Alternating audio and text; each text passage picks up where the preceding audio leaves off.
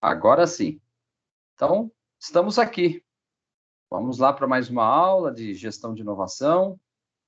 Temática de hoje, programas de incentivo às inovações, aqui da nossa disciplina, né, de gestão da inovação.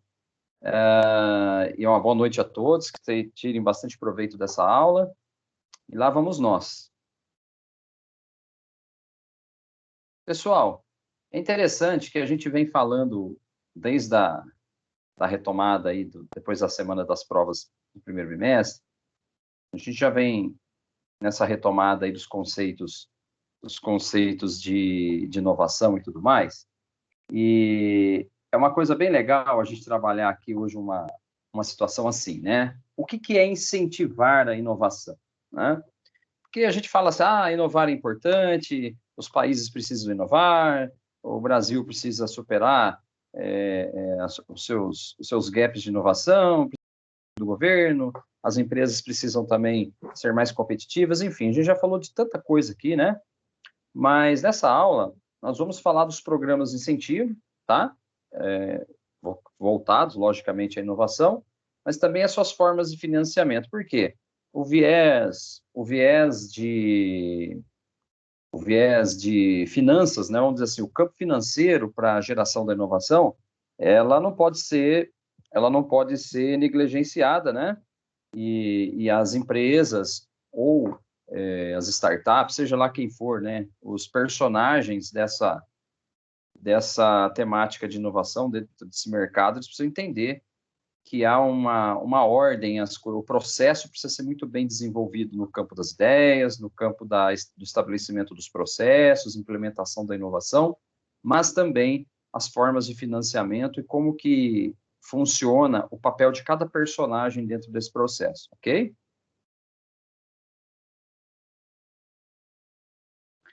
Ainda vamos falar também sobre a inovação e a sustentabilidade, né? Um tema bastante crítico aí nos tempos que estamos vivendo, né? E quais são os papéis das organizações públicas, privadas e as organizações também, como ONGs, né? O terceiro setor, nesse processo. Sempre lembrando que quando a gente fala em inovação, a gente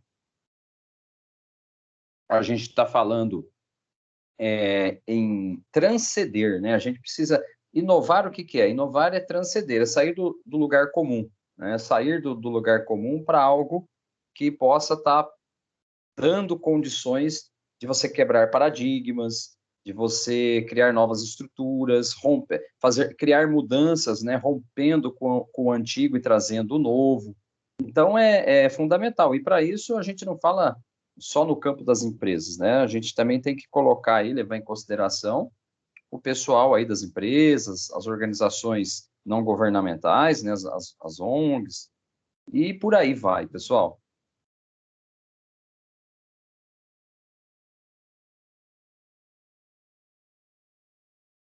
Essa questão da sustentabilidade, né, gente? Nossa, como isso é um tema espinhoso, né?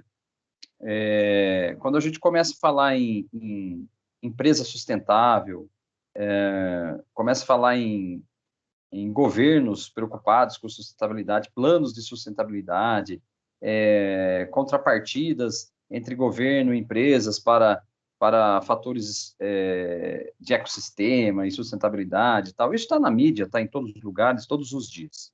Inclusive está nas plataformas de governo de muitos estadistas, governantes aí. Haja vista a eleição americana, né? Vocês observaram o quanto que, de um lado nós tínhamos o Trump, né, com uma ideia um pouco mais, como posso dizer, uma ideia mais fechada da questão da sustentabilidade, negligenciando algumas pesquisas, algumas coisas e tal.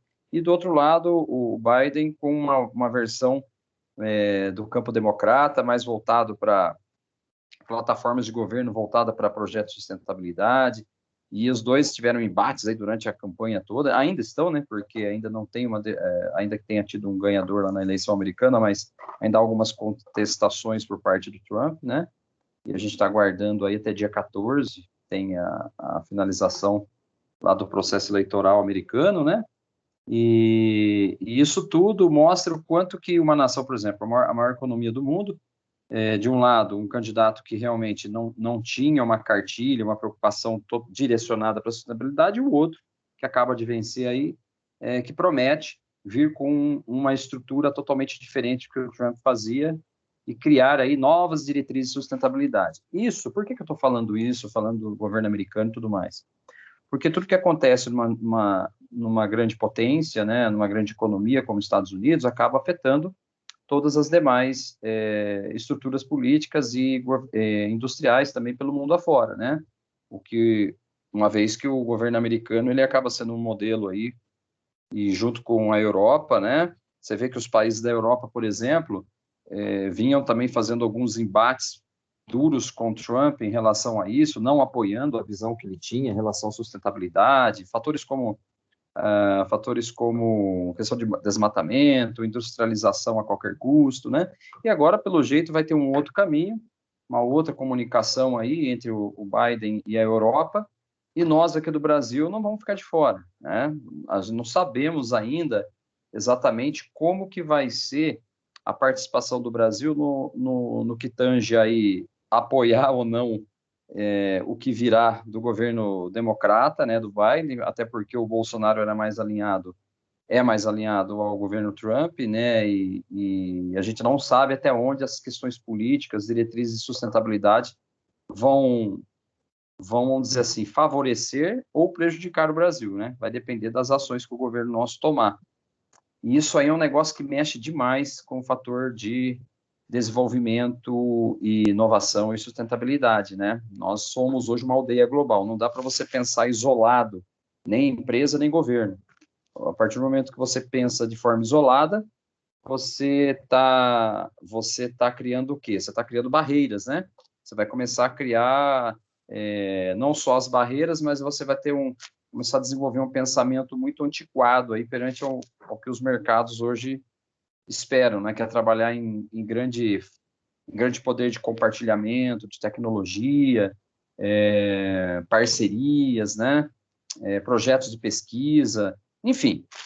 Então, a preocupação das empresas, já entrando no slide, né, pessoal? Fiz toda essa abertura da aula mais para a gente começar a entender realmente o tamanho do problema, né? Ou melhor, eu não chamo de problema, o tamanho do desafio, né? Que é falar em sustentabilidade e inovação. A preocupação das empresas com a sustentabilidade e com o desenvolvimento sustentável surgiu para responder uma demanda da sociedade e também dos governos.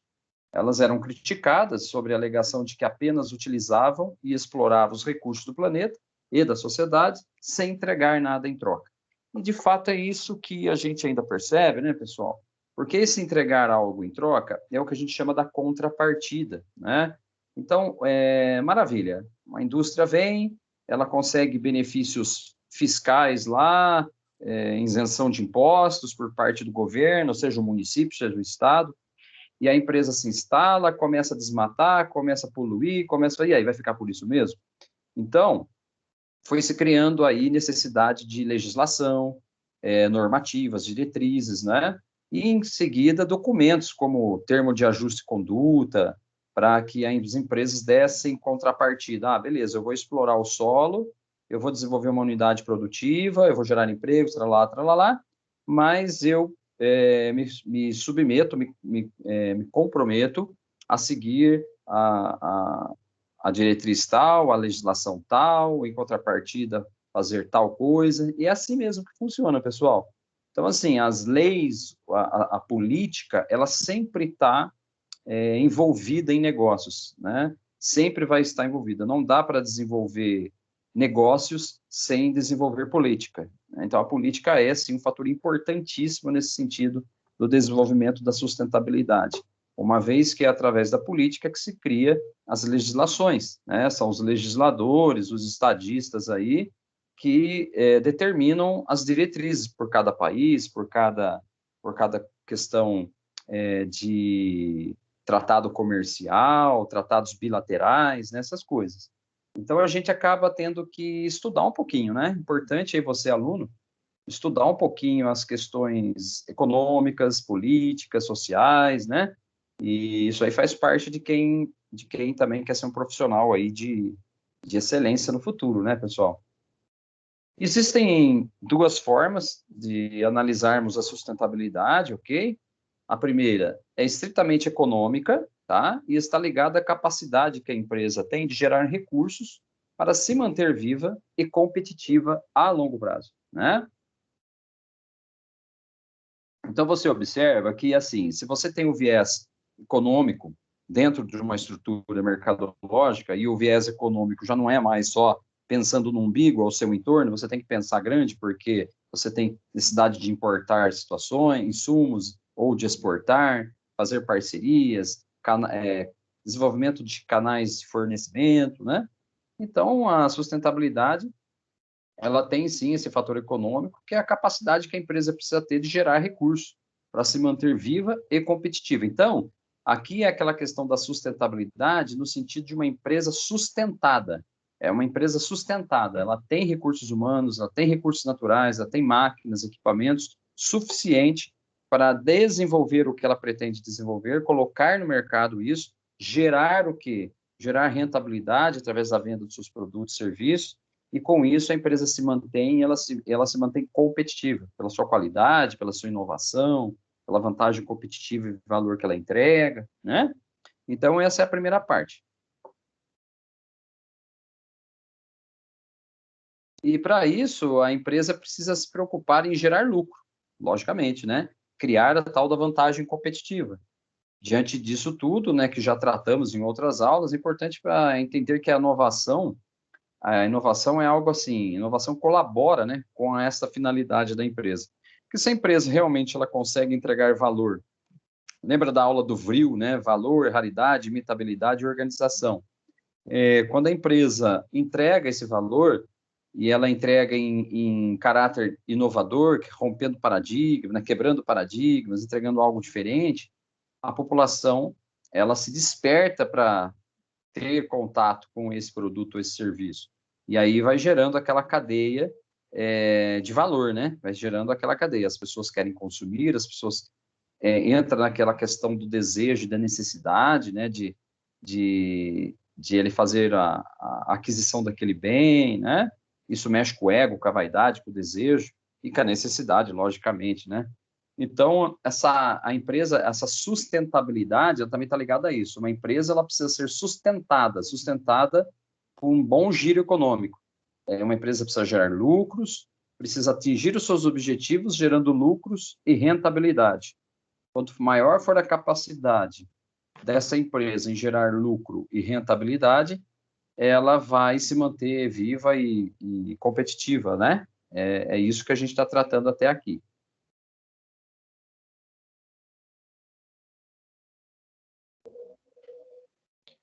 Aí, pessoal, tem uma segunda maneira de olhar a sustentabilidade, né? Que está ligada à continuidade do planeta. Aí sim nós já estamos falando no viés do ecossistema, né?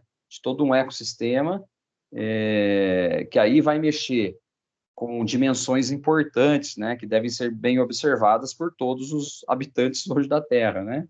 A dimensão social e ambiental. Ou seja, garantir que as pessoas e os recursos do planeta sejam respeitados, ok? Permitindo que ele continue existindo a longo prazo. Aqui, pessoal, o principal foco aqui nesse parágrafo, nós podemos dizer que é o quê? É o ser humano de hoje se preparar para se proteger da lei da escassez, né?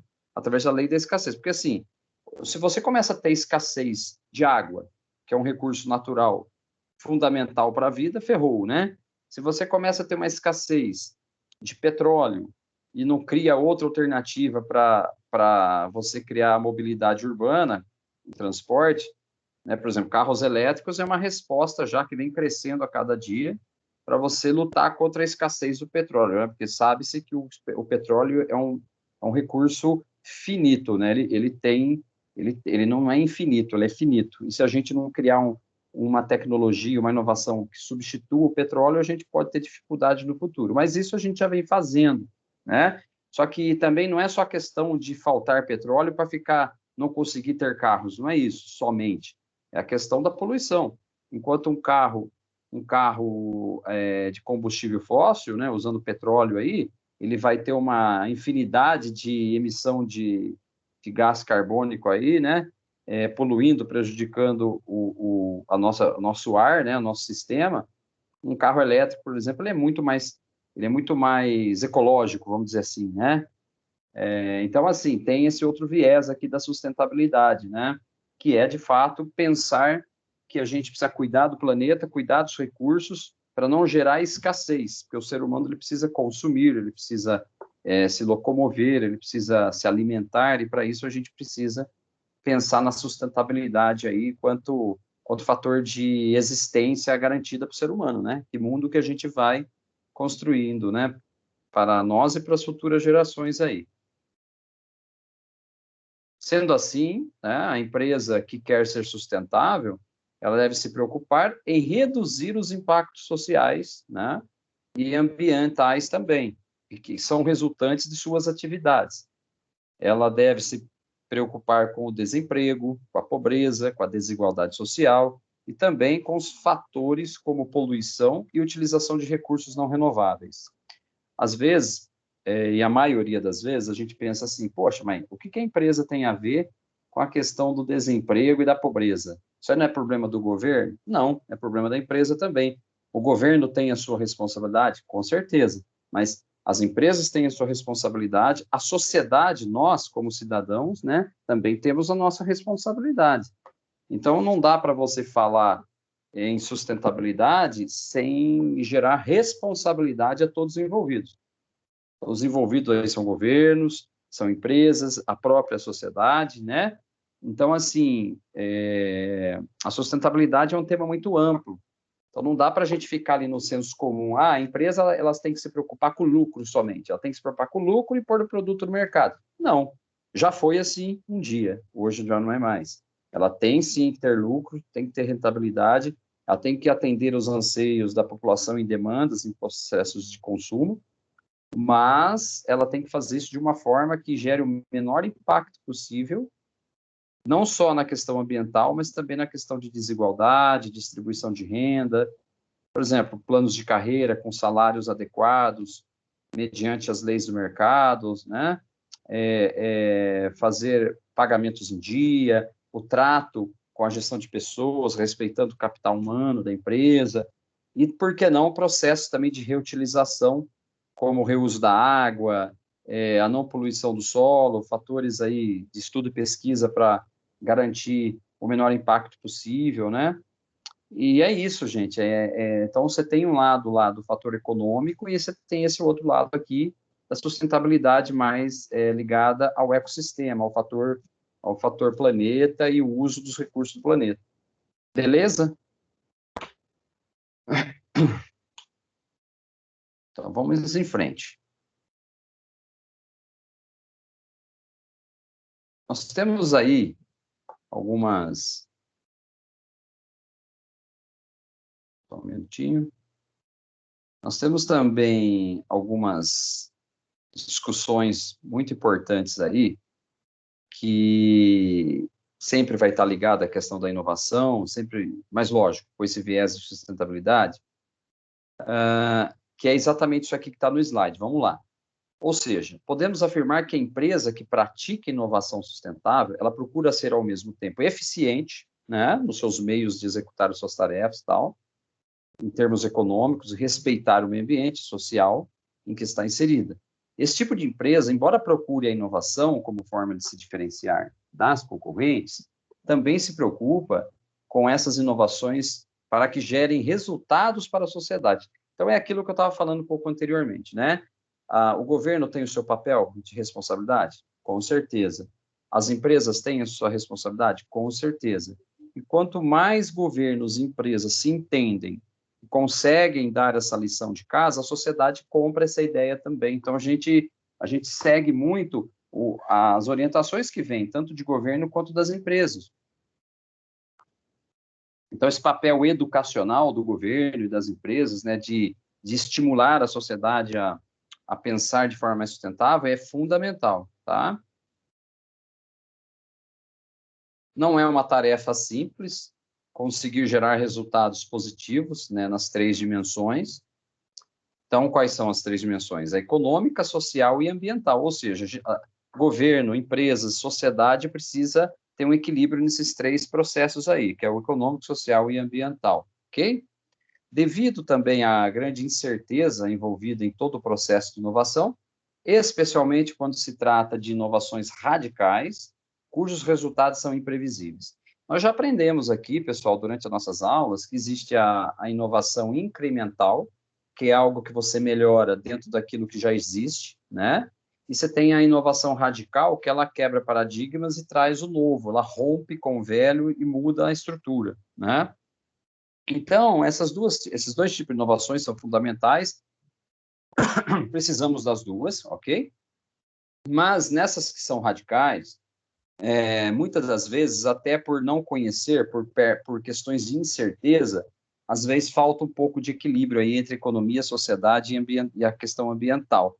Mas hoje, com a tecnologia que nós temos, as empresas já podem fazer simulações, né? As empresas já podem fazer pesquisas, simulações através do alto uso de processos tecnológicos, até para prever situações. Então, nós não vivemos mais, por exemplo, no início do século XX, início da Revolução Industrial, onde você tinha tantas incertezas, não se conhecia muito dos processos, e as empresas faziam as coisas na tentativa e erro, até porque a tecnologia da época não permitia você fazer simulações, fazer questões até virtuais mesmo, né? E hoje não, hoje nós podemos perfeitamente, através de inteligência artificial, através de tecnologia de simulação e modelagem, por exemplo, você pode perfeitamente estudar um cenário no campo virtual para ver os resultados. Se os resultados e a probabilidade do sistema mostram uma taxa de confiança acima de 90%, a empresa pode assumir aquilo como uma tomada de decisão real. Aí ela sai da simulação e vai para o real, ok? Eu, durante muitos anos, eu dei aula na engenharia, numa disciplina chamada pesquisa operacional. E a pesquisa operacional, ela é uma disciplina que ela é uma área da ciência matemática aplicada, onde você trabalha estudo de cenários, simulação e modelagem. Inclusive, era até um negócio bacana, na época eu fazia umas aulas práticas no laboratório, lá na FAC 4, e a gente usava um software que chama-se, né, que existe até hoje, chama Arena. E esse software ele é capaz de fazer simulações computacionais, por exemplo, para saber até onde vale a pena uma tomada de decisão, né? E eu fazia alguns exercícios na época, pegava lá, simulava lava-jato. Uma pessoa queria abrir um lava-jato, ela queria ter X carros lavando por dia. E aí a gente ia fazendo toda uma brincadeira dentro do computador, era uma matéria bem bacana. É uma matéria difícil de trabalhar, muito complexa, porque ela trabalha com valores numéricos, probabilidades, você tem que fazer interpretação do software, né?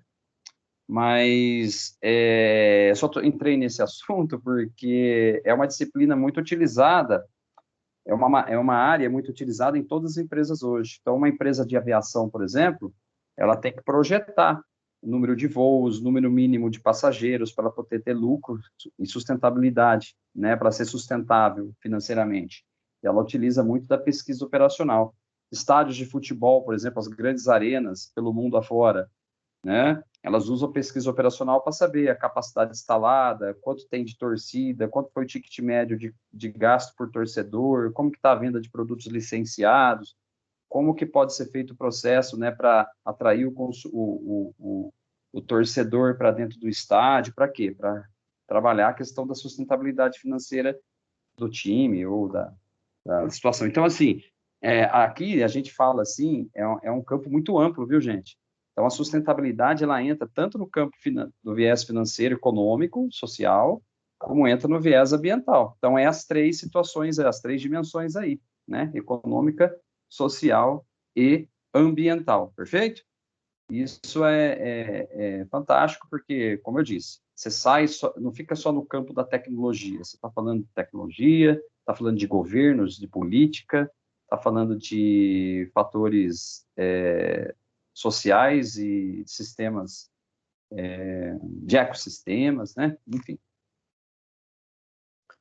Aí nós temos aí a questão da sustentabilidade quanto mensuração, né? Quanto a você controlar certas situações. controlar e contabilizar certas coisas. Então, olha lá, existem várias técnicas de sustentabilidade, né, que já foram desenvolvidas para tentar mensurar os resultados esperados e os resultados obtidos com a inovação do ponto de vista econômico. Quando eu falei ali da pesquisa operacional, simulação, por exemplo, modelagem, é possível você usar técnicas matemáticas e tecnologia para simular e mensurar cenários, possíveis cenários ou índice de probabilidade, né? Isso é muito comum as empresas fazerem essas mensurações em cenários virtuais, cenários não reais, mas mais próximo do real possível, para depois ela saber qual que é a melhor decisão a ser tomada, qual alternativa ela vai escolher dentro das que foram testadas, tá bom? No entanto, ainda não existem muitas ferramentas que possam medir os impactos positivos ou negativos da inovação nas dimensões social e ambiental. De fato, pessoal, no campo lá mais do financeiro, econômico, a pesquisa operacional, as simulações lá, tudo ajuda bem. É que na dimensão social e ambiental, a coisa é um pouco mais complexa, né? Porque aí envolve governo, envolve sociedade, envolve outras situações que tornam a situação um pouco mais difícil, né? Mas existem algumas iniciativas hoje aí no mercado, tentando também trazer...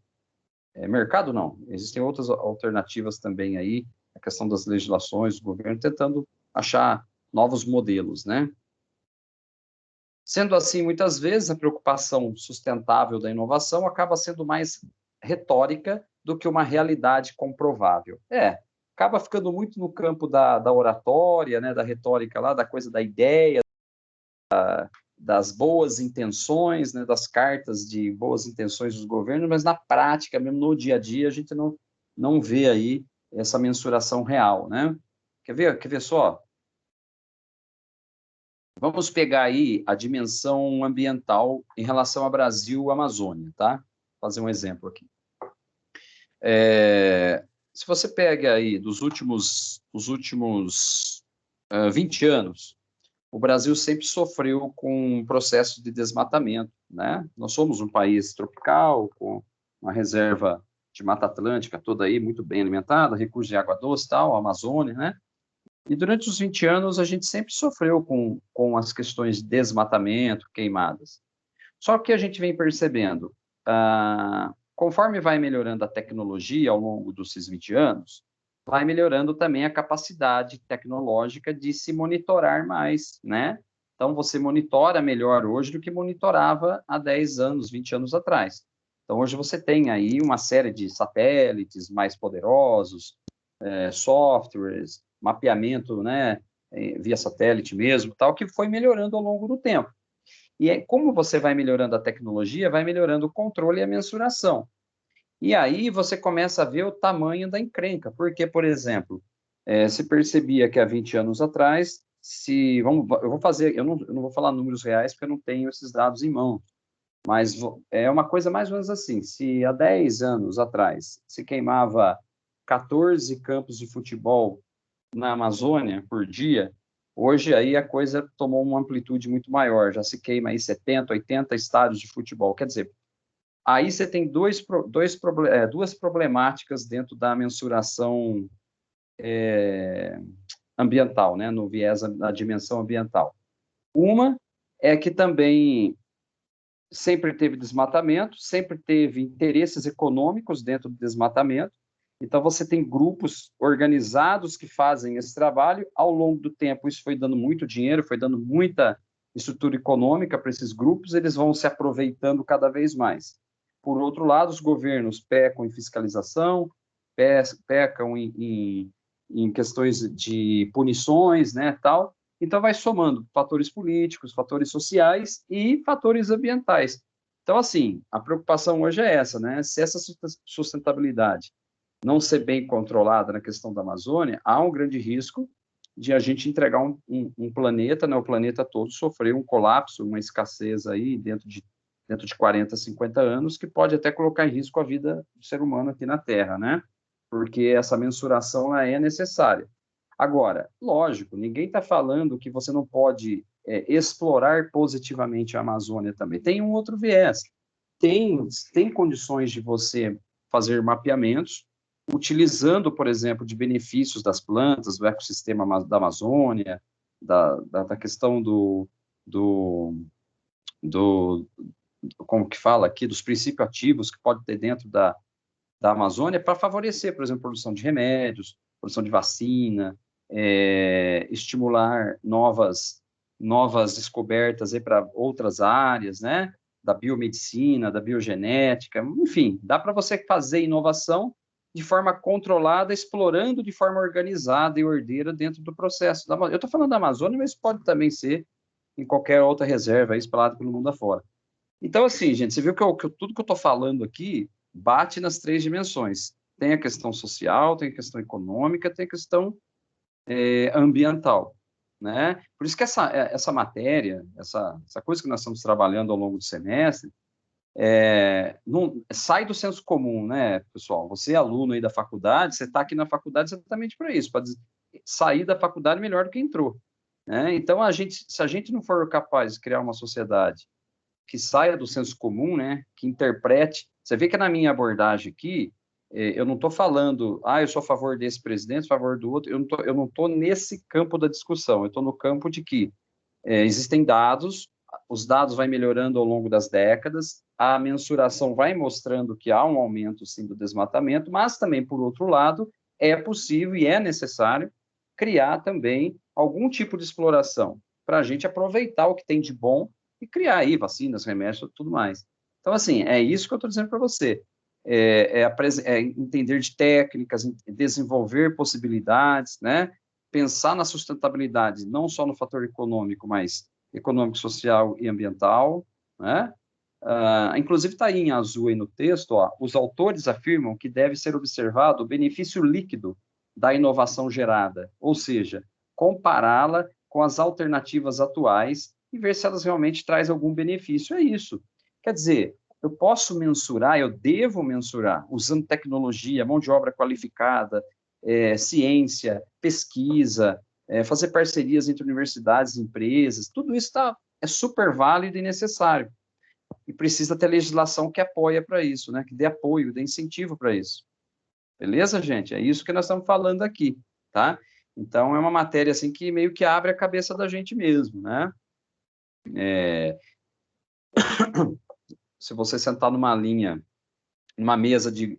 Hoje, se você sair dessa aula, depois dela, espero eu, né? E você precisar sentar numa mesa aí com governantes, com representantes da sociedade, você tem vazamento para participar dessa conversa. Não pode ser um leigo lá, né?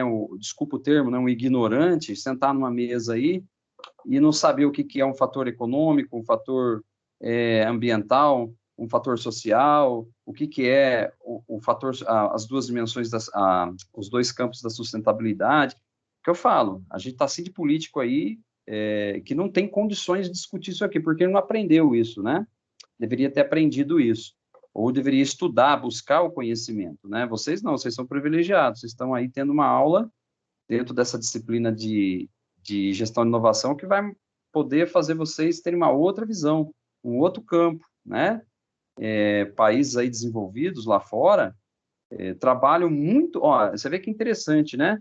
A Amazônia é brasileira, o território brasileiro, é o coração, é o pulmão do planeta, tal.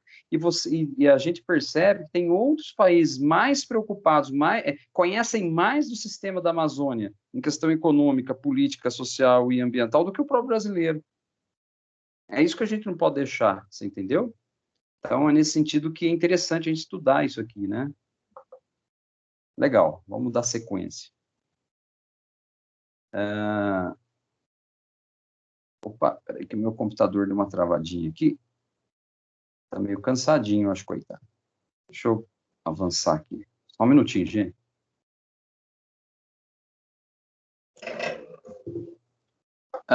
Outra coisa, né? Você vê, vamos refletir um pouquinho. Imagine que uma empresa desenvolva uma inovação para aperfeiçoar os seus processos, né? Evitando que alguns de seus trabalhadores exercessem determinada atividade que é de alto risco, ou seja, quer preservar o ser humano. No entanto, ela deixa de precisar desses trabalhadores que acabam sendo demitidos. Neste caso, ela foi sustentável ou não? o que ela deveria fazer para ser sustentável? Uma pergunta, né, capciosa aí. Então, assim, ó, repetindo, né? Imagine que uma empresa ela desenvolve uma inovação para aperfeiçoar os seus processos, evitando que alguns de seus trabalhadores exercessem determinada atividade, que é a de alto risco.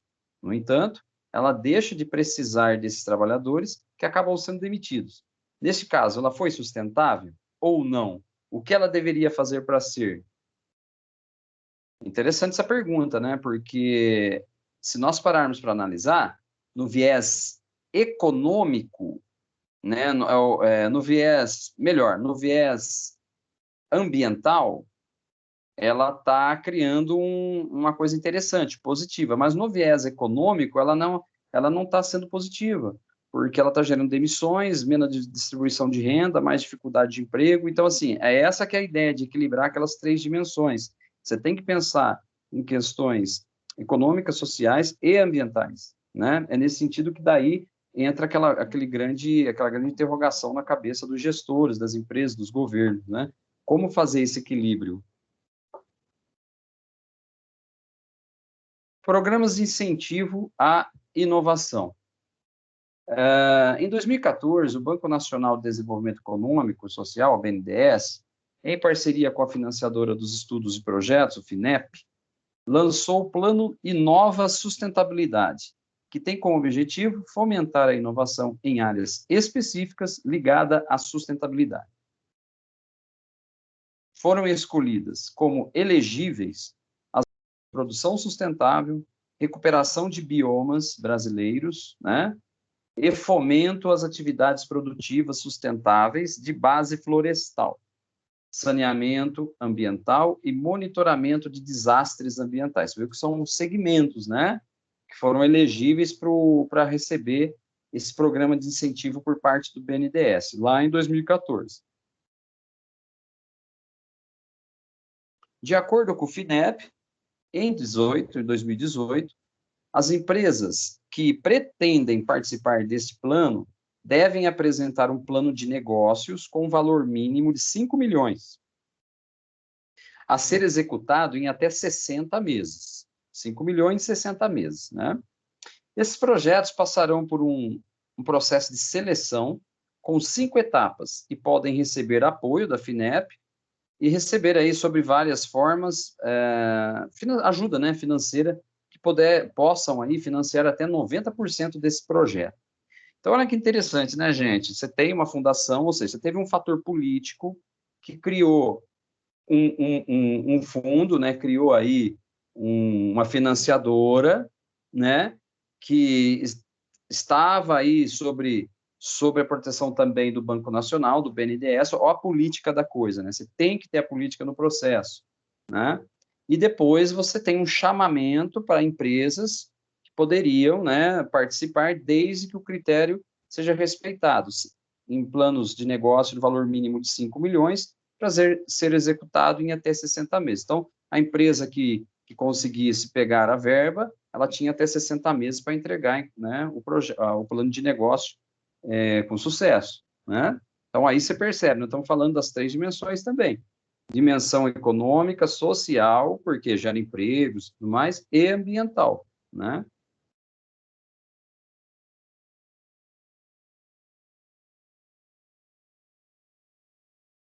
E essa questão das inovações, dos incentivos à inovação, ela acaba envolvendo também não só o governo, né, mas olha lá, o apoio do governo também existem as aceleradoras, né, que têm como foco os projetos que são sustentáveis.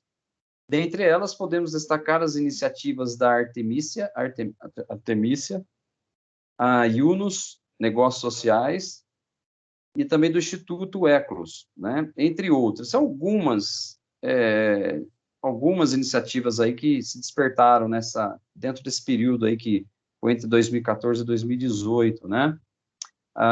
Essas iniciativas, elas, olha lá, no caso da Yunus Negócios Sociais, os projetos de negócios sociais seriam negócios que resolvam algum problema social e que sejam financeiramente sustentáveis. Ou seja, olha a identificação aqui. A Yunus, ela tinha um plano de negócio com viés mais para o quê? Para a questão social. Olha lá. podem se candidatar e receber um investimento a participar da aceleradora.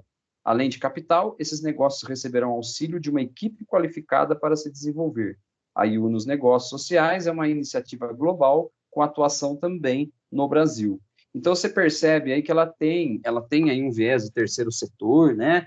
Espalhada pelo mundo, mantida muito por essas verbas que ela consegue captar, né? Capitanear aí junto ao governo, junto a programas como esse, né? Que o BNDES, justamente com o FINEP. Então, isso daí, por exemplo, no caso da Yunus, ela é uma aceleradora. Por que ela é uma aceleradora? Ela já tem um plano de negócio, ela já está espalhada pelo mundo, ela tem um foco, um objetivo específico de trabalhar a questão social, a sustentabilidade social, apresenta o seu plano de negócio para esse projeto do governo, conseguindo levantar recursos, ela começa a desenvolver o seu trabalho e ela tem ali, dentro de 60 meses, né, ela acelera os processos e dentro de 60 meses entregar um legado, né, em contrapartida algo para a sociedade, em cima do trabalho dela. É isso, né, gente? É isso que você vê que envolve emprego, envolve tecnologia, envolve política, envolve legislação, né? Legislação. Artemícia, as empresas, no caso da Artemícia, as empresas escolhidas, é um outro caso, né? As empresas escolhidas passam por um programa com duração de 6 meses, no qual os empreendedores podem testar alguns modelos de negócio, né? E também de receita. E é legal que, no final, os empreendedores são apresentados aos investidores que podem se interessar pelas suas soluções. Então, lembra que a gente falou muito, né? Você tem desde as aceleradoras até as incubadoras de empresas, né? Você tem esses dois tipos de coisa espalhada pelo mundo.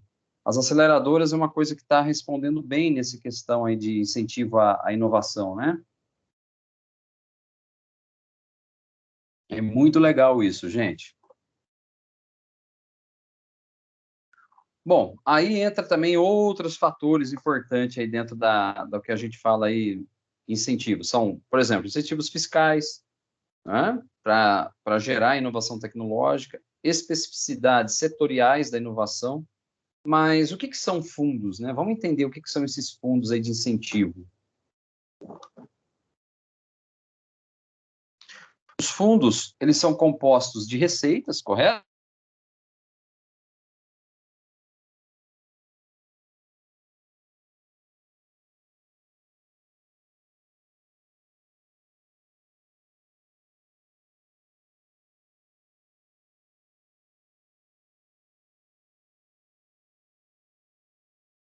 Ô, pessoal, perdão, eu acho que eu caí aqui, mas já voltei, viu? Acho que eu tive um pico aqui na minha internet. Vocês estão me ouvindo bem? Agora sim. Legal. Beleza. Então, vou repetir aqui o slide, tá? O slide 10. Então, nós entramos num assunto aqui agora voltado para incentivos fiscais, né? Que é a parte aí de fundos de investimento e tal, para poder gerar aí incentivo à inovação. Vocês estão conseguindo ver o slide na tela? Não, eu não. Tá. Então, eu acho que nessa queda ele deve ter se perdido. Eu vou carregar novamente aqui a apresentação para nós. Só um instante, pessoal. Ver se eu consigo retomar aqui. Slide 10. Eu vou fechar novamente e vou abrir aqui para a gente dar sequência na linha de raciocínio.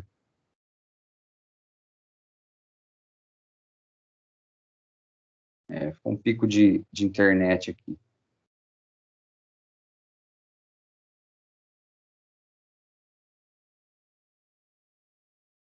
Só um instante. Enquanto eu vou abrindo aqui, vou dando sequência na linha de raciocínio. Então, essa questão de fundos, né, pessoal? Imagina vocês que o dinheiro, né, como a gente brinca, né, o faça-me rir, né, ou faça-me chorar, não adianta. Sem dinheiro, sem recursos, não se chega muito longe. E essa questão dos fundos, né, porque você tem, de um lado, todo um mercado especulativo, um mercado de investidores, né, que tem interesse em entrar em projetos aí que possam ser, a médio e longo prazo, incentivado por esses patrocinadores, né, para essas situações. Por outro lado, você tem as empresas ou os organismos que recebem esse dinheiro capitaneado, né, esse fundo, ele tem que ser bem administrado, dentro de um tempo correto, um modelo de negócio muito forte, para poder realmente dar uma resposta positiva aos investidores. E tudo isso depois deixa um legado para a sociedade também, né? Então, essa questão dos fundos, ela é muito importante, tá? Nenhuma empresa, nenhum organismo hoje, nenhum governo pode deixar de pensar nessa questão de incentivo aos fundos de investimento para a inovação, tá? Você vê que os Estados Unidos é um país que é um exemplo dentro desse conceito. Alguns países da Europa, como a França, a Alemanha, desenvolvem um trabalho muito forte nisso. Alguns asiáticos também, como a Coreia do Sul, o próprio Japão também, né? A China, desenvolvem bastante essa coisa da contrapartida financeira, né? O fundo garantidor, um fundo gerenciado pelo governo, com participação das empresas, ou com um segurador intermediando processos, né? As startups mesmo trabalham com essa questão de ter o seu budget ali que vem de um fundo de investimento, né? E eles têm que apresentar resultado, e os resultados não podem falhar, porque senão eles perdem esses investidores, né? Perdendo o fundo. Por isso que se fala muito lá nas startups das empresas unicórnios, né? As empresas que conseguem capitanear até R$ 1 milhão, US$ 1 milhão ali, elas se tornam unicórnios, que faz dela, como um unicórnio, uma startup pronta para desenvolver tecnologia, desenvolver inovação, né? Então, ele tem um fundo garantidor ali, através de quem está ajudando a bancar o projeto inovador, né? E isso daí, então, trouxe para essa época nossa, que nós estamos vivendo, esse século XXI, muito dessa ideia de que é necessário ter um fundo, tá? Esse fundo tem que sair de algum lugar, ele tem que ser bem administrado, e ele tem que ter aí, vamos dizer assim, de preferência, um incentivo governamental, um incentivo do setor privado também, e entregar também algo de valor para a sociedade, né? Vai entrar naquelas 3 dimensões lá que a gente vem trabalhando durante a aula de hoje, né? Então, pessoal, assim, não tem muito segredo. Sem dinheiro não se faz muita coisa. E olha que interessante, né? Os fundos são compostos por receitas oriundas de contribuições, né? Incidentes sobre o resultado da exploração de recursos naturais pertencentes à União. Parcelas do imposto sobre produtos industrializados, como o chamado IPI, de certos setores. A gente fala muito de IPI do setor automobilístico, por exemplo, né? Aqui no Brasil. Contribuição de intervenção de domínio econômico, CID, incidentes sobre os valores que remuneram o uso de diversas aquisições de conhecimentos tecnológicos e transferência de tecnologia no exterior. Enfim, esses fundos também, eles têm toda uma legislação específica, tem toda uma orientação fiscal, né? Por exemplo, quando a gente falava recentemente aí de carros com isenção do IPI, para poder estimular a venda de automóveis no Brasil, passou por isso aqui também, né? Então, você precisava dar uma resposta econômica, os pátios lá estavam cheios de carros, a venda estava caindo a cada dia. Na crise do governo Dilma, por exemplo, aí o governo foi lá e criou essas iniciativas aí, e, ao mesmo tempo, outras legislações começaram a exigir também dos carros itens de segurança, carros com airbag, com a tecnologia melhor, né?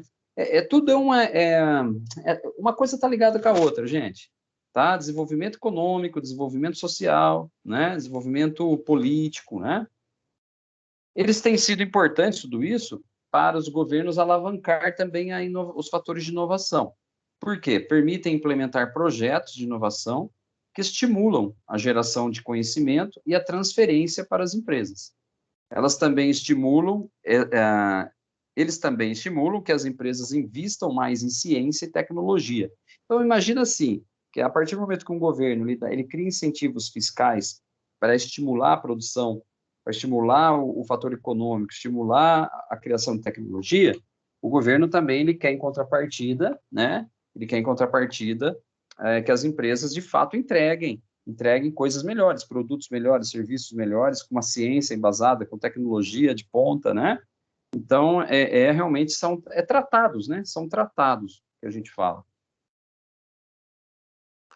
O fator também fiscal, olha que interessante, né? Lá em 1990, um pouquinho antes da formatação da globalização, o Brasil vem criando políticas de apoio à inovação, desde lá de 90. Entre os instrumentos utilizados estão os fundos setoriais de ciência e tecnologia, que é uma lei de 2004, né? Que é a Lei da Inovação Brasil. Depois você teve uma lei de 2005, que é a lei do Bem. Depois você teve uma lei, tem uma que antecede essas duas, que é de 1991, que é a Lei da Informática. Ou seja, essas leis, qual que é o papel dessas leis, gente? São leis que os legisladores criam, né? Criam textos que viram lei, esse texto são totalmente embasados pelos seus fatores ali formato de legislação mesmo, para garantir, né, que as empresas se estimulem, para garantir que o mercado seja estimulado, que gere tecnologia. Então, não tem como não falar de política dentro do processo de inovação, porque eu preciso de leis que estimulem, né? Então, todas essas leis pretendem estimular processos de modernização nas empresas e favorecer a cooperação entre os agentes públicos de ciência e tecnologia junto ao setor produtivo, né? Então, é isso, né? Essas leis, o legislador, quando ele está pensando nessas leis, ele tem que pensar naquelas 3 dimensões: dimensão econômica, social e ambiental. Os fundos setoriais de ciência e tecnologia, o FINEP, por exemplo, né, foram criados a partir de 1999, na virada do milênio ali, né, para financiar projetos de pesquisa e desenvolvimento de inovação no Brasil. Então, você percebe, gente, olha que interessante, né? Vamos refletir junto aqui. É engraçado como o Brasil, ele se destaca no mundo todo como um país de grandes estímulos legislativos, né?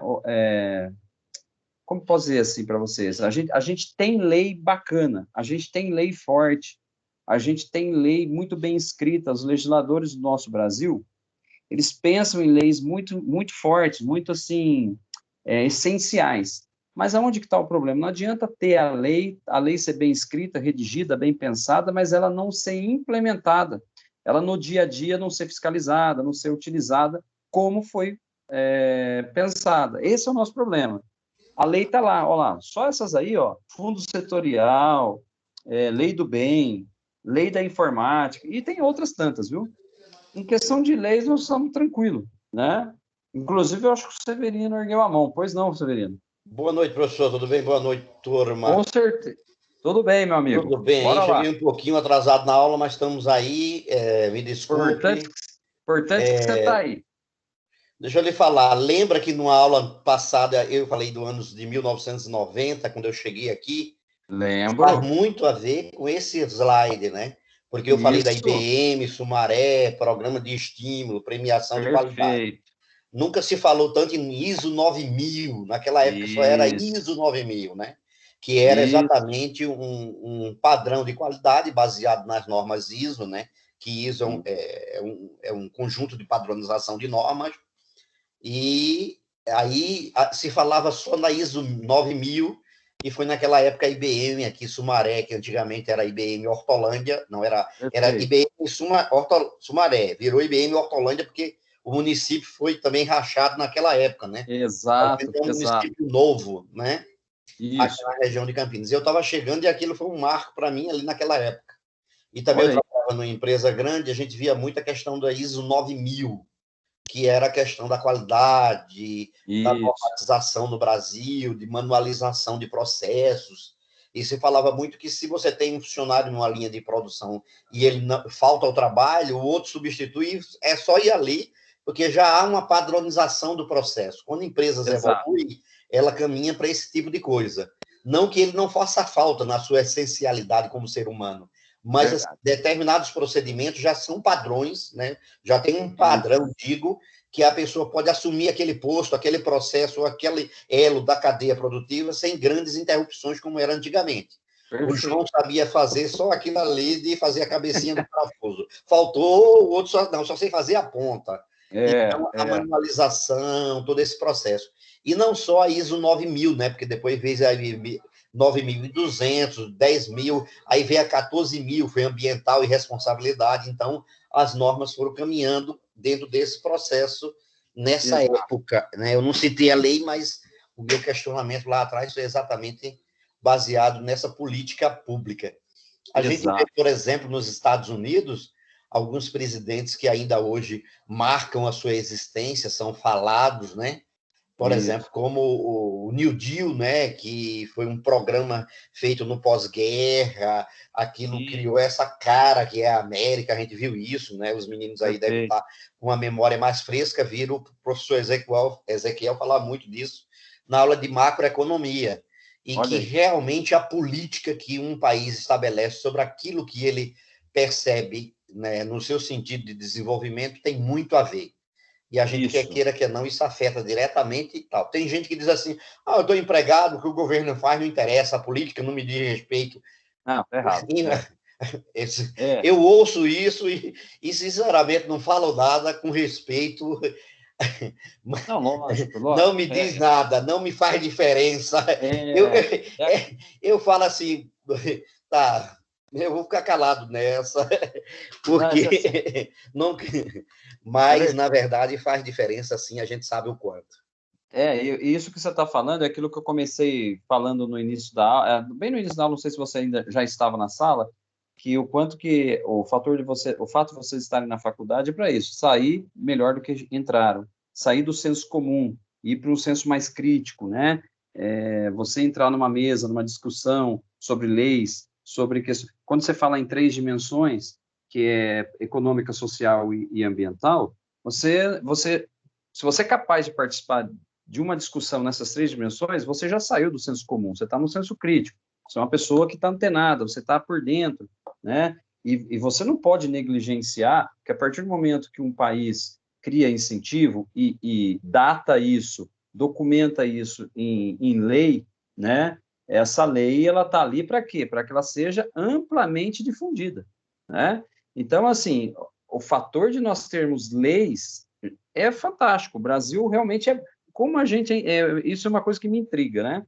Como a gente tem muita lei muito bem redigida, leis muito bem trabalhadas no viés do pensamento lá para desenvolver o texto da lei, mas como a gente é fraco para fazer a lei funcionar, né? E muito se explica por conta desse senso crítico, né? As pessoas não têm o senso crítico para poder interpretar a lei e executar. A gente tem um problema de gestão, a gente tem um problema de baixa educação, né? Esse o problema. Professor, você falou de baixa educação, isso é muito curioso. Hum, Eu vi um jogador brasileiro dar um exemplo de uma coisa bastante curiosa.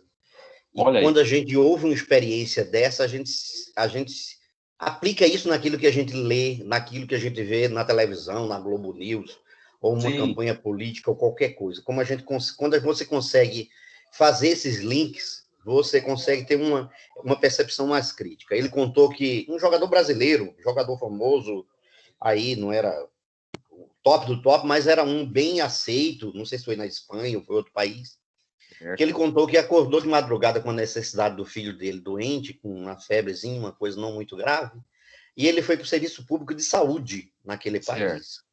certo. E lá, quando ele entrou, né, à noite, quando ele chegou lá no local que ele entrou, as pessoas que estavam ali sentadas, o funcionário que o atendeu, um monte de gente, acorreu para ele, pediu autógrafo, fez uma selfie, porque ele já era bastante conhecido naquele país, era um brasileiro, mas bastante conhecido no time de Certo, futebol.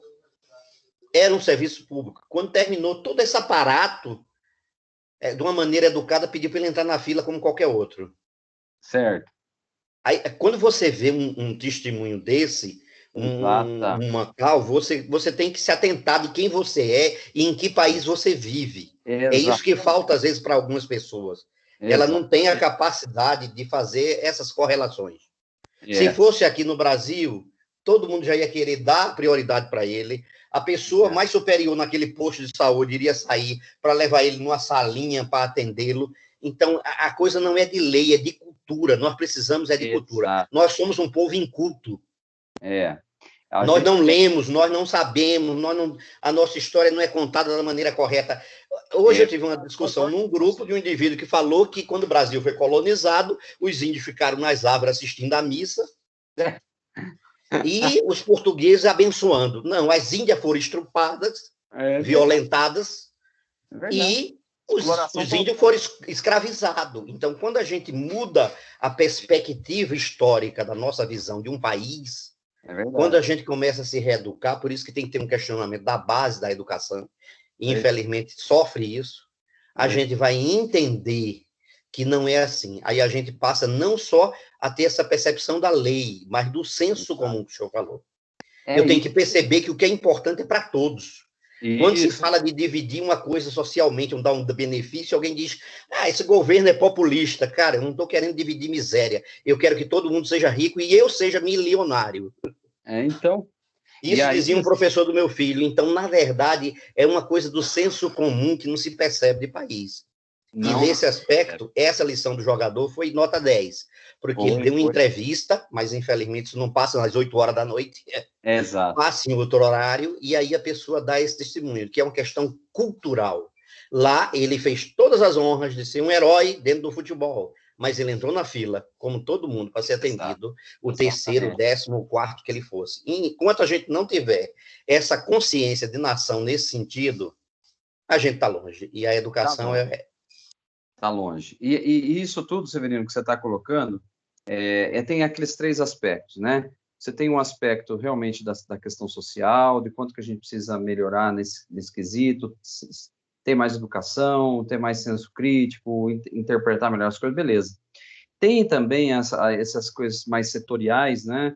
Que é uma parte mais técnica aqui da disciplina, de como que o governo cria realmente incentivo, como que ele faz para implementar novos projetos, né? Então, assim, tudo vai cair na educação, porque se os políticos também não conseguem ter uma educação mais adequada para ser um legislador, para pesquisar mais, interpretar mais, né? É aquela velha história, você como um estadista, seja qual for o país que você hoje é um governante, você tem que tomar muito cuidado no sentido de negar a ciência ou negar o estudo, porque nós não temos mais espaço no mundo hoje para fazer inovações, criar situações, se você não fizer o mínimo de pesquisa e acreditar o mínimo no poder do conhecimento. Nós vivemos na era do conhecimento.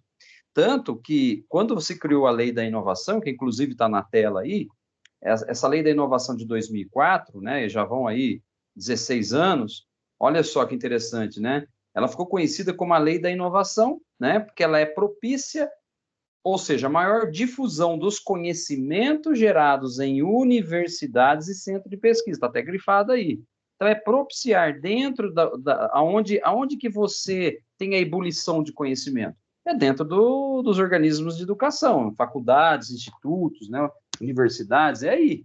Que aí vai permitir parcerias com o setor privado.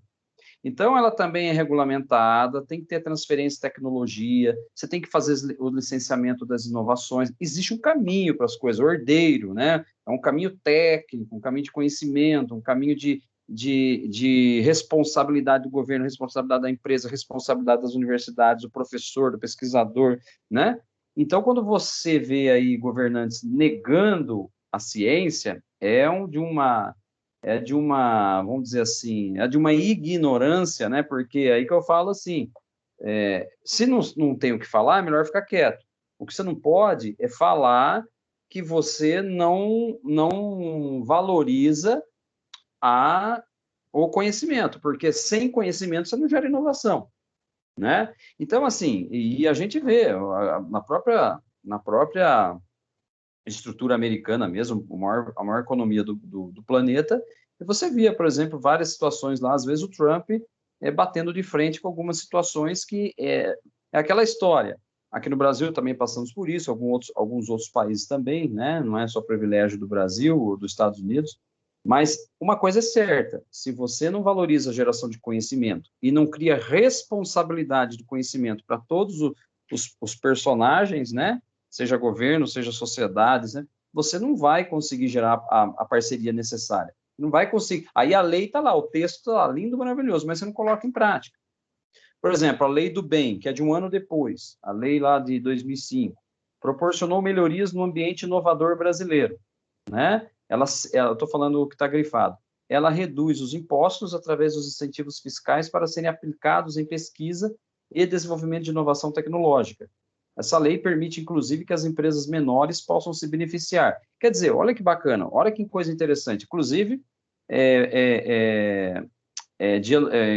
o Brasil recebeu elogios, me lembro muito bem na época, por essas leis desenvolvidas. Mas, em algum momento do meio do caminho, as pessoas, os governos ou as empresas, né, não aplicam da maneira como deveria, né, para que a lei realmente estivesse aí sendo aproveitada. Mas tem outros setores que também geram modelos positivos, né? Tem coisas boas também, nem tudo é ruim, né? A lei também incentiva a contratação de pesquisadores pelas empresas e o patenteamento de suas descobertas. Nisso, infelizmente, o Brasil caiu muito, muito, muito, muito nos últimos 10 anos. Né? A gente tem patenteado muito pouca coisa, a criação de inovações radicais nossa é muito tímida, para não dizer ridícula, né?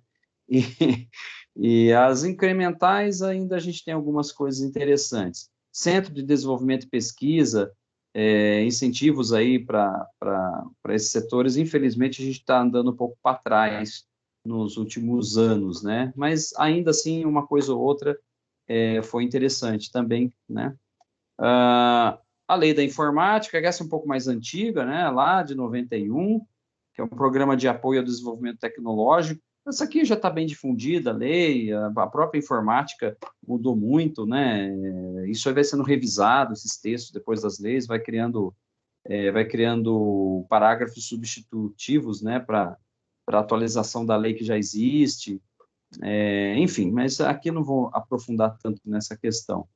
Agora, exemplificando, vamos falar um pouquinho aqui, ó. A Embrapa atua fomentando a agricultura pecuária nacional, através de uma geração e desenvolvimento e da transferência de novas tecnologias para os produtores nacionais.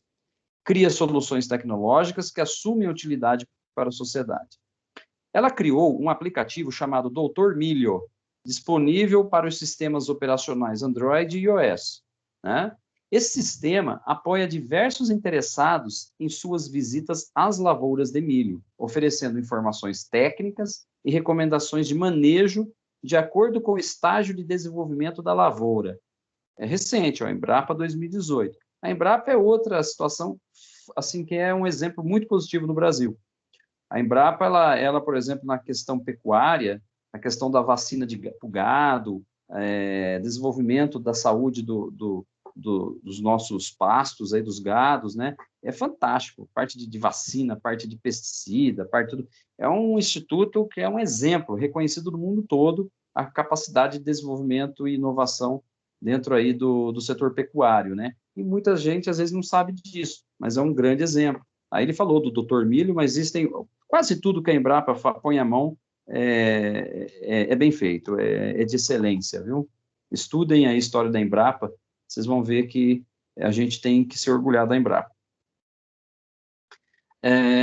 Incentivo ainda na parte de financiamento direto de empresas, né?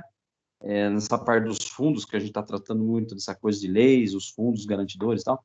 Outra forma que o país possui para incentivar as inovações é através do financiamento direto a empresas e projetos. E aí, gente, é aquela coisa, né? A bufunfa, né? O faça-me rir tem que girar, né? Tem que criar tem que aparecer o dinheiro. No Brasil, em termos nacionais, os principais agentes para financiar é o BNDES e o FINEP. E, infelizmente, né? Infelizmente, eu falo para vocês, né, com essa coisa toda da Lava Jato que aconteceu, principalmente aí os 2 últimos governos desastrosos aí que tivemos, né, do PT, nós tivemos aí uma destruição aí do BNDES, né? Muita coisa ficou efeito cascata, né? O BNDES era para estar muito mais ativo se não fosse aí a corrupção que nós passamos também recentemente, né? Porque o BNDES ele é fundamental para a geração de incentivo fiscal, incentivo financeiro, e aí esse governo que entrou erra de um lado, acerta do outro, mas muito que também ficou paralisado por conta que sofreu dos 2 últimos governos, né? Que destruiu um pouco aí, ficar muito dinheiro nosso que era para ser desenvolvido para a inovação radical incremental dentro do Brasil, o PT mandou para fora, né? Para os outros, sem contrapartida nenhuma. Então você vê que na minha aula eu elogio e critico ambos os sistemas, né? Porque o meu papel como professor é ver a questão da ciência, então independente do governo, né? Mas é uma pena que o BNDES poderia estar muito mais ativo do que está, se não fosse a destruição que houve aí na parte de desvios, né? Nos estados, existem as fundações de apoio à pesquisa também, né? Em São Paulo, São Paulo sempre saiu na frente em relação aos institutos, né? A FAPESP, que é a Fundação de Amparo à Pesquisa, é fantástico, muitos pesquisadores brasileiros só conseguem sobreviver nas duras penas ainda por conta da FAPESP. Se não fosse a FAPESP, muitos pesquisadores aí estavam morrendo de fome e não gerando nada, né? Ainda é pouco, mas pelo menos ainda tem, né? FAPESP. Deveria ter mais incentivo ainda. Aqui, pessoal, uma das modalidades de financiamento também existente é o financiamento não reembolsável, que é quando os recursos recebidos não precisam ser devolvidos, também conhecido como financiamento a fundo perdido. É um estilo, é um tipo, né, de financiamento. Ele é bastante discutido, depende muito da viés econômica, né? Se você falar com um economista de viés liberal, ele não gosta desse tipo de coisa. Se você falar com um economista com uma formação mais vamos dizer assim, o economista mais liberal, né? Por exemplo, Paulo Guedes. Paulo Guedes é um cara da escola liberal, da economia liberal. Ele, por exemplo, não é muito defensor do financiamento de fundo perdido. Outros ministros da economia que nós tivemos, principalmente no governo PT, já é de uma outra escola, que é uma escola mais desenvolvimentista, com fundo social, socialista, aí já defende um pouco mais o fundo perdido. Mas, tem os mais ortodoxos e os menos ortodoxos, como diz, né, professor? Exato, Severino, porque aqui entra muito aquela questão do viés econômico, de qual é a linha de pensamento econômico que o país está exercendo, né? Como nós vivemos um país de sistema político presidencialista que troca a cada 4 anos, podendo ser reeleito. Então, por exemplo, né, de repente você pode ter 8 anos numa visão econômica mais socialista, né, mais aberta, e de repente entra um liberal lá e para com tudo, né, que é mais ou menos o que está acontecendo. E aí, de repente, vamos supor que na próxima eleição, daqui a 2 anos, o Paulo Guedes não entra e volta um cara com visão. E aí, às vezes, fica... Por isso que é interessante você ter uma... Nesse ponto, eu acho muito bacana os Estados Unidos, né? Eu não sou muito fã em outras situações dos americanos, mas em algumas eu bato palma.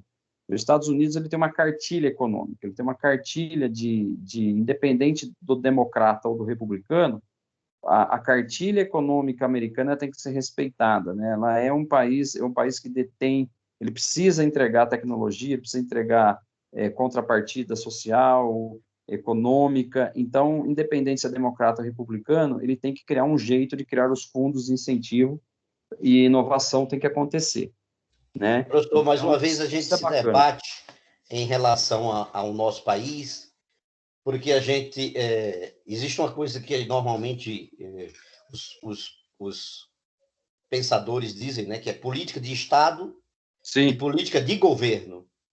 Porque política de Estado é exatamente como o pragmatismo americano, né, que eu tinha um professor, um mestre que me deu essa palavra, eu gosto de repeti-la, porque ele me mostrou como, independente do democrata ou do republicano, há um pragmatismo americano, e ele tem que ser respeitado até por esse próprio governante, nas suas questões maiores.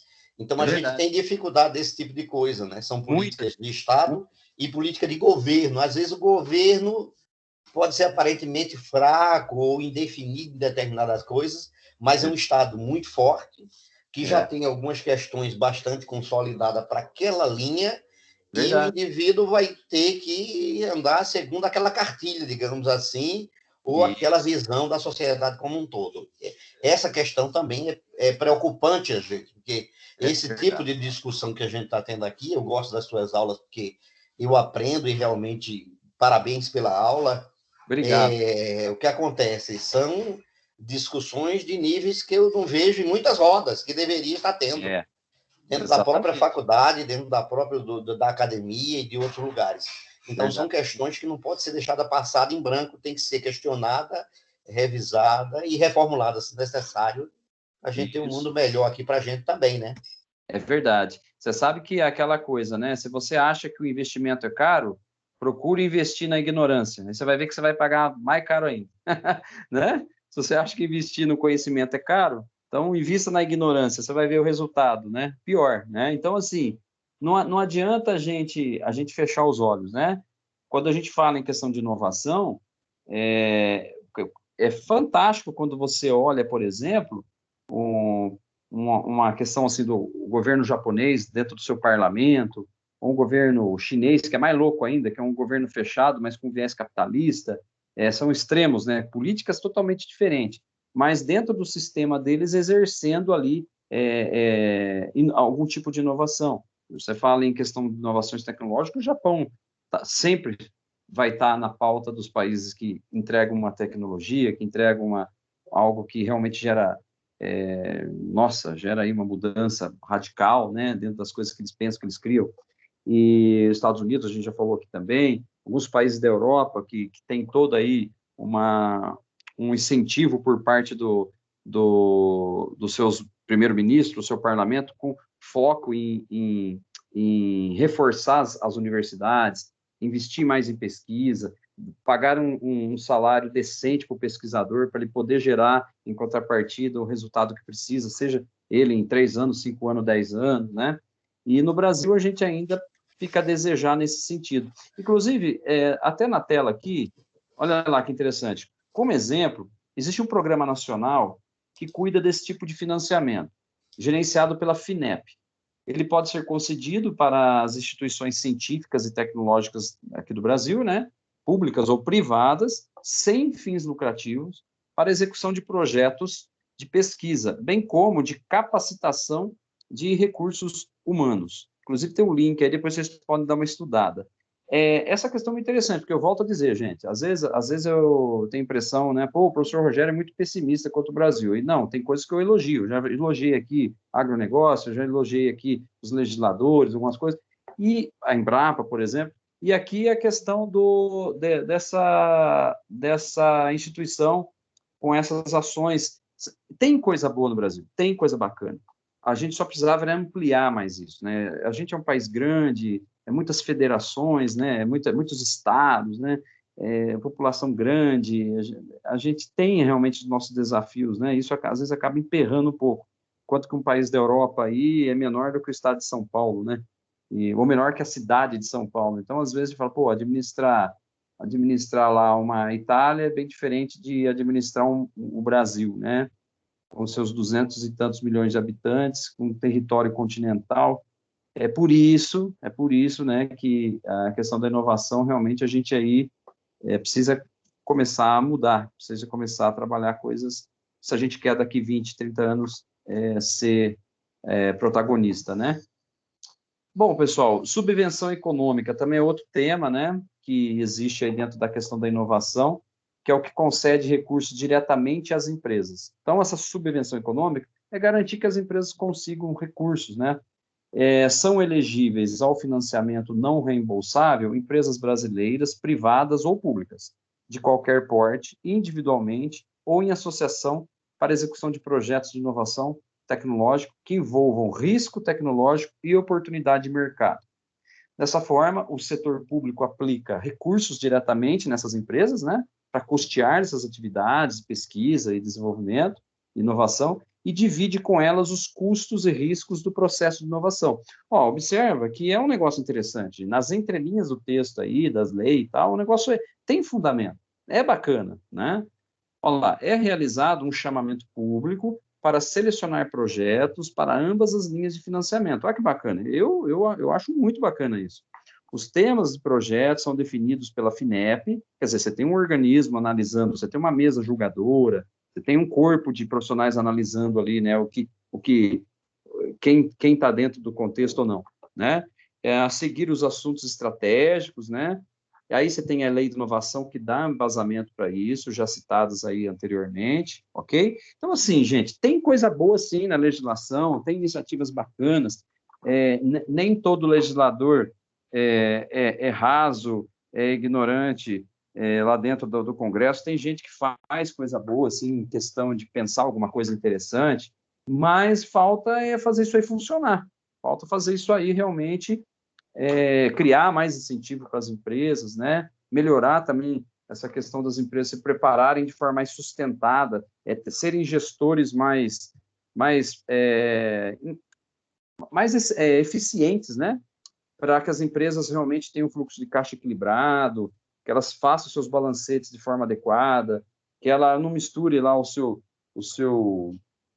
caixa pessoal com a pessoa jurídica. Se a gente consegue criar um ambiente de gestão, modelos de gestão mais saudável, seja para pequena, média ou grande empresa, e os governos façam seu papel, né, como deveriam, a gente tem totais condições de ser um país de desenvolvimento e inovação no futuro, né? Para isso, todos têm a sua responsabilidade, o governo, as empresas e a sociedade, né? É aquilo que eu sempre falo, a gente precisa parar de ser um país de empresários por necessidade, virar um país de empresários por vocação. Se a gente for por vocação, a gente consegue melhores resultados. E o governo também precisa ser um governo mais sério, mais visionário, no sentido de pegar essas leis, o que não tiver atualizado, atualiza, o que tiver de bom, fazer a coisa acontecer e gerar parceria, né? Você não pode ser um governo centralizador. O Estado não tem condição mais de sozinho bancar tudo. Para isso, é criar parcerias público-privadas, parceria com as universidades, né? Valorizar mais os centros de pesquisa, o salário do pesquisador, do professor, né? Fazer parcerias com outros países para ter acesso à tecnologia, né? E depois deixar essa tecnologia para a gente, nós fazermos ela acontecer depois, né? Não é só ficar pagando, é pagar por um tempo, aprender como faz, e depois a gente mesmo criar nossas tecnologias, né?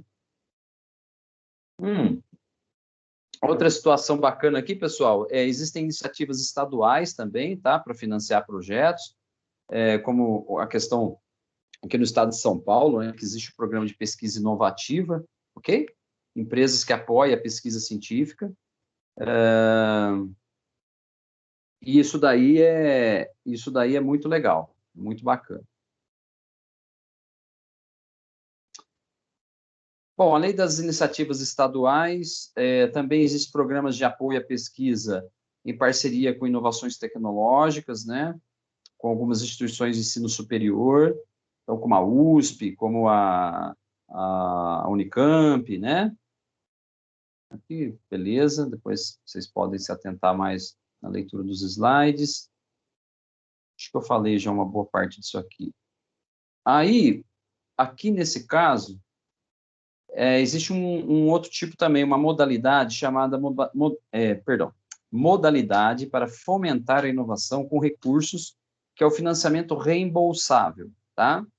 Então, é aquilo que você capta o dinheiro, mas depois você reembolsa o patrocinador lá, né? O anfitrião lá. Ele tem como objetivo apoiar planos de investimentos em inovação pelas empresas brasileiras, tá? Então, assim, nós temos, sim, a que não é reembolsável, tem a que é reembolsável, tem a que são com participações de organismos como o BNDES e o FINEP, tem organismos estaduais, né, como a FAPESP, para incentivo à pesquisa, ou seja, tem aí caminhos, meios tem, viu, gente? Meios nós temos, perfeito? Os principais beneficiários nessa modalidade do financiamento reembolsável são as empresas de médio e grande porte, né? Então, aqui as pequenas já não têm participação, né? Tem essa questão também do viés do tipo de empresa, principalmente empresa aí acima de 500 funcionários, tá? E que mais? Vamos lá. A FINEP, né, que define algumas linhas de ação para esse tipo de financiamento reembolsável, são planos com elevado grau de inovação, podem resultar em inovações de produtos e processos. A FINEP é fundamental, gente, é fundamental, né? E isso tudo depende do fator político, do fator da legislação, né? Chegar isso até as empresas, incentivar as empresas de médio e grande porte a virem participar, né, dos chamamentos. As aceleradoras têm um papel importante aqui. E tudo isso para quê, gente? Tudo isso para gerar uma inovação, né? Para gerar uma inovação por competitividade, gerar uma inovação por desempenho, uma inovação crítica, né? Aí cada uma delas está aí na tela, ó. Ou também a de pré-investimento. A inovação de competitividade, é aprimoramento de produtos e serviços, né?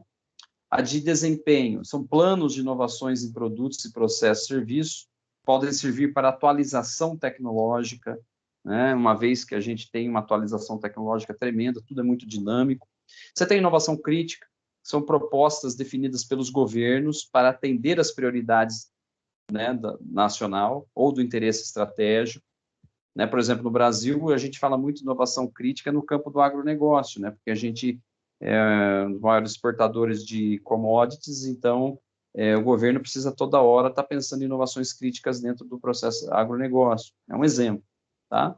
E a de investimento, que são estudos de viabilidade econômica e estudos geológicos, né, de projetos básicos de desenvolvimento executivo. São tipos, tá? Aqui são tipos de inovação que os governos e as empresas e a sociedade precisam tentar exercer diante do que a gente vê hoje aí, do atual mercado, do atual mundo, né? Condições de financiamento, que são subsidiados pela FINEP. Então, você tem inovação pioneira, você tem inovação para competitividade, você tem inovação para desempenho, você tem inovação de investimento, pré-investimento, e você tem inovação crítica, né? Aí tem uma tela para vocês, ó, no gráfico, vocês verem as condições que a FINEP exerce hoje em questão de taxas ao ano, né?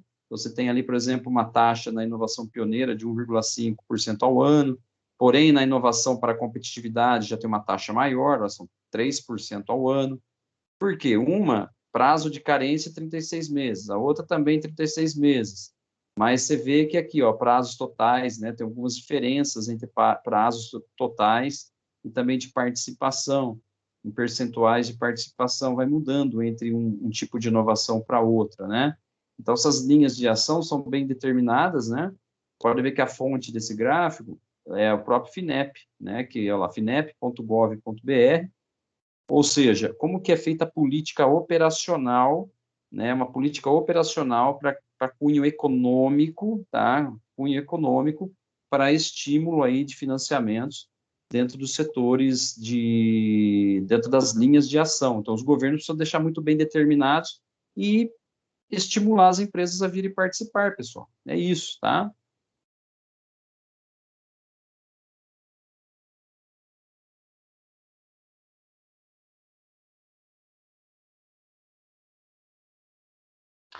E aí as áreas, né, que receberam, as áreas aí que receberam maiores investimentos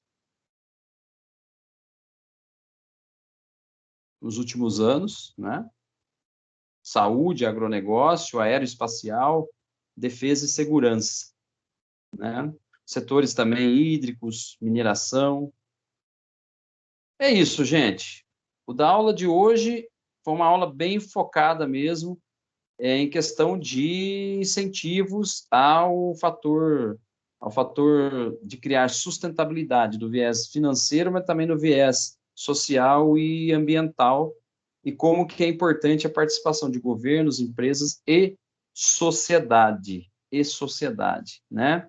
Uma aula bem mistura de tudo um pouco aqui, né?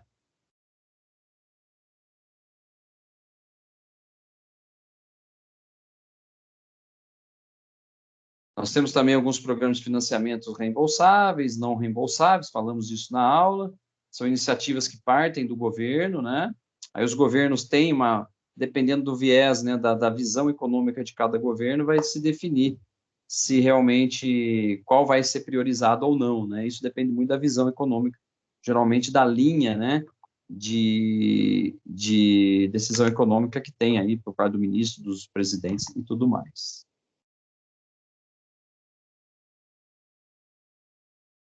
E aí eu vou deixar o estudo de caso, né? O estudo de caso para vocês trabalharem aí o caso da Natália Tropical, tá? Vocês vão ler essa atividade, vão desenvolvê-la, né, e passar para mim até a próxima semana, onde a gente vai ver essa questão aí da criação. O caso da Natália aqui é ela pretende criar uma empresa, né, que tem a cara do Brasil, e para isso procurar conhecer as áreas em que o Brasil mais se destaca. Seu grupo precisa assessorá-la, né, você aluno vai assessorá-la na criação do comércio, descobrir se existem opções de financiamentos públicos para a inovação no segmento escolhido. Considerando os tipos de financiamento ou subsídios existentes para a inovação no Brasil, qual foi o segmento escolhido para a Natália atuar? Esse segmento se enquadra em alguma das leis e programas de inovação que nós vimos durante a aula? Em qual? Lembre-se de identificar se o seu projeto de inovação tecnológica está em algum setor que pode se beneficiar dos incentivos trabalhados na aula. Descreva em qual benefício a empresa de Natália pode se enquadrar, né? E crie um nome para essa situação, né? Da empresa. Pessoal, vocês estão conseguindo ver aí a telinha da Natália Tropical, tranquilo? Tranquilo. Legal. Certo. Pessoal, enfim, ó, só um último detalhe, né? Então, vocês fazem aí a atividade, mandam para mim, aproveitem aí dos slides que já estão lá publicados na seção 4.1 do nosso AVA. Eu estou pensando aqui, eu acho que eu já havia comentado isso com vocês, mas vou reforçar. Como a nossa segunda prova agora, o segundo bimestre, ela vai ser via formulário do AVA, né? Vai ser um sistema mais tecnológico aí. Eu vou, além dessa atividade, dessa aula da Natália Tropical, eu vou preparar um formulário, tá? Com algumas questões. Eu vou meio que simular como seria a nossa prova, né? Mas eu vou chamar de atividade pós-aula. Então, vai ter esse estudo de caso aqui, que vocês fazem, como a gente já vem fazendo, e vou criar um outro chamado pós-aula, que é como se fosse o encerramento da unidade 3, um exemplo, tá? E vou mandar para vocês. Esse que eu vou criar, o formulário do AVA, o único objetivo é testar mesmo o sistema, para ver se a gente consegue simular o que será a nossa prova no final do semestre, tá? E vou fazer uma pontuação menor lá, acho que vou fazer lá, sei lá, 10 questões ou 8 questões, valendo um ponto cada uma, tá? Isso não tira a necessidade de fazer o estudo de caso, tá? O estudo de caso é aquela que vale 200 pontos, que eu estou somando lá para vocês toda semana, mas eu vou criar essa atividade de sala de aula pós-aula no modelo formulário para a gente testar, simular bem aí. Quero testar bem para a gente ter garantias que vai funcionar bem nossa prova lá no dia 30. Pode ser, pessoal? Tudo bem? Tudo bem, professor. Ô, professor, eu tenho uma dúvida. Na semana que vem, dia 16, a gente vai ter a prova de proficiência. O Mauro comentou alguma coisa com o senhor? Vai ter aula normal? Boa coisa, hein? Olha, boa pergunta, porque ele não me abordou ainda sobre isso. E essa prova do dia 16, ela é relacionada à disciplina de planejamento de marketing, né? Isso. Então, professor, Oi. Disciplina. essa prova de proficiência a gente vai fazer de todas as matérias ou só de planejamento de marketing? Eu fiquei um pouco confusa com isso. É só disciplina elegível. Então, nesse caso, né, planejamento e inteligência de marketing, né, para vocês do sexto, não é? Tá. Eu perguntei porque eu tenho uma amiga que estuda na FAC, mas o curso dela é diferente, é à distância. Ela falou que os proficiência dela é de todas as matérias. Eu falei, meu Deus, eu tô ferrada. Até onde eu sei, vocês estão elegíveis aí, o sexto semestre é fazer em planejamento e inteligência de marketing. Tanto que a prova, né, ela vai ter um peso 50% essa prova de proficiência, 50% a nota da minha prova. Eu tenho um Esse- colega que ele faz ciências contábeis, né? Então, eles têm até mais do que a gente. E ele falou assim É, que a proficiência é uma prova que ela testa o curso como um todo. E teve isso uma sim. live da faculdade que eles fizeram e eles falou que a prova de proficiência, as disciplinas que cai, é com relação ao curso todo, tudo que a gente aprendeu. Isso, Porque vai avaliar o nosso verdade. dado na administração e não E não especificamente. só na disciplina. Isso. Não, é isso mesmo. Ela está elegível na disciplina de inteligência de marketing, né? Mas ela é de avaliação de conhecimento de todo o campo da administração de empresa. É isso aí. É isso mesmo. Então, pessoal, bora lá, né? Então, eu vou só conversar com o Mauro. Foi bom vocês terem feito assim. Eu vou confirmar com ele como que fica a nossa aula dia 16. Tem conteúdo ainda para trabalhar para a prova, tá bom? Mas aí eu converso via Jéssica, tudo bem? Beleza, professor. Sem Tudo problema. bem, professor. Nós estamos bem representados. Oh, com certeza. Pessoal, depois, Jéssica, depois eu acho que eu abordo a Jéssica individualmente, eu acho que é mais fácil. Mas eu quero passar um link para vocês, eu vou passar para a Jéssica encaminha para o grupo. Um link aí com uma oportunidade aí de vocês agregarem um pouco mais de conhecimento através de um projeto que eu tenho aí, ganhar conhecimento, tá bom? Mas eu falo com a Jéssica transmite para a sala aí depois, tudo bem? Ok, professor, obrigado. Boa noite. Boa noite, gente. Show de bola. Obrigado aí. Valeu. Tamo junto. Até quinta. Valeu, professor. Boa noite e boa semana, pessoal. Valeu, Pra turma. nós. Boa noite aí para todos. Boa noite, professor. Obrigado aí pela boa aula. Valeu, Severino. Grande abraço. Boa noite, gente. Fiquem com Deus. Bom descanso.